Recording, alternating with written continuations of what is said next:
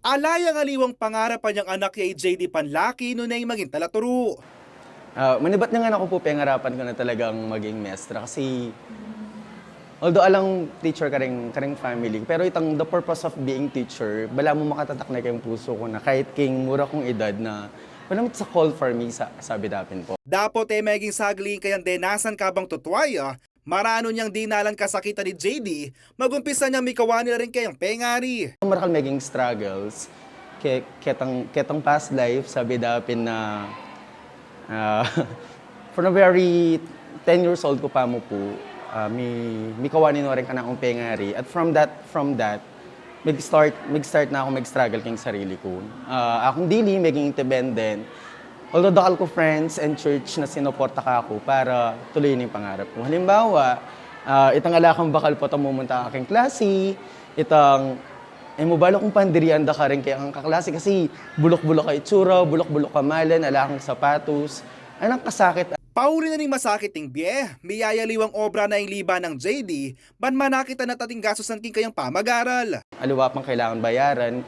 Yung gagawin ko, makipamipi ko, kukwa kong basura ka rin balang bali, tapos semi karetang piyog, mag-separate kayong basura, magtinda kayong plastic ka rin, kayong palengke rin kapatid ko. Kasi from 10 years old, ala nang tinalakad para kaya kami talaga. Pauli na ning kayang dedikasyon at kabyasnan, may nikwayang scholarship ng City College of San Fernando, Pampanga, JD. At adyapang magkasakit ya, ay pamurin tinok ng king kayang pangarap. Maglakad ka papuntang swelo, aliwa po itang balo kanino ka manyad para makapagkape ka mo na pantawid king kaya kang gutom dapin ng karanupan sa na itang paditak-dita ka saop da rin ka klase ko, ding paditak-dita ka saop da rin ka na akong mestro.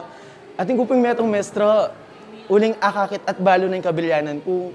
Yung manilyari, pagdala na ako pong bakal balang Aldo. Alam mo, ating bubulong ka kung mag-aaral ka, tuloy mo kahit makananong kasakit. At uling iya sinukoy JD, ayari na yung kursong Bachelor of Science and Education major in English sa niyang 2018. May sarili ang sikap king pa mag-review, bang may pasarking licensure examination for teachers. Kayari na ning egan-agan ng sakripisyo king pamanigaral, metong nen talaturo king Sindalan High School. At paulo na ning kayang lugod at dedikasyon king obra at karing kayang estudyante, Daddy JD pa yung aos da kaya rin kayang advisory class. Kasi po kumbaga sa bahay po, naging bahay din namin po to.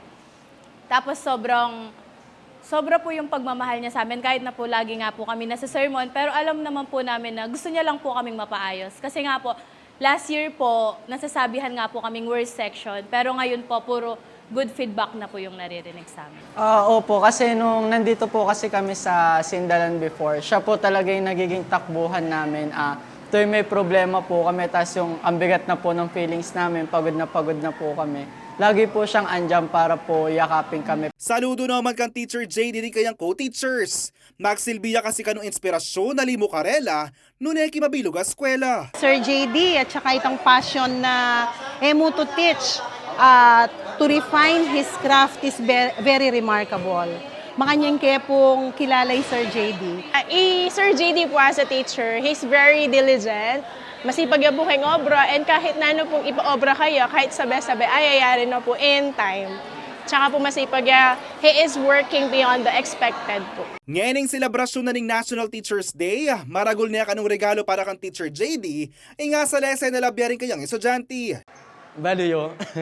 Alatang akarap ni medyo masakit talaga yung biya. Pero nang katsuran na ang gata mo mukeni, na mo tutok nang na magpatuloy, magsumikap. Mo tutok na maging determinado. Mo tutok nang na aya-aya buting kaya katamong pangarap.